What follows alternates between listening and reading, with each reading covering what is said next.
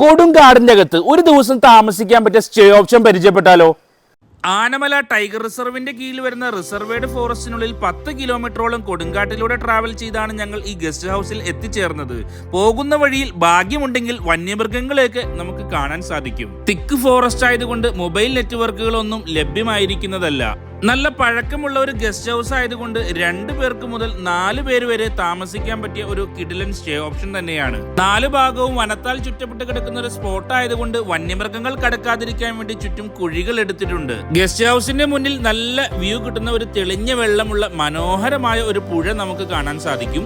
പക്ഷേ മുതലയുള്ളത് കൊണ്ട് നമുക്കതിൽ ഇറങ്ങാനോ കുളിക്കാനോ ഒന്നും സാധിക്കില്ല. മുതലയുണ്ട്, സൂക്ഷിക്കുക എന്നുള്ള ഒരു സൈൻ ബോർഡും അവിടെ സ്ഥാപിച്ചിട്ടുണ്ട്. ഗസ്റ്റ് ഹൗസിലേക്ക് കയറി വരുമ്പോൾ തന്നെ നല്ല വിശാലമായ ഒരു ലിവിംഗ് സ്പേസ് ആണ് നമുക്ക് കാണാൻ സാധിക്കുക. കുരങ്ങന്മാരുടെ ശല്യം കൂടുതലായതുകൊണ്ട് ഡോറുകളൊന്നും തുറന്നിടാൻ സാധിക്കില്ല. 4 പേർക്ക് സുഖമായി കിടന്നുറങ്ങാൻ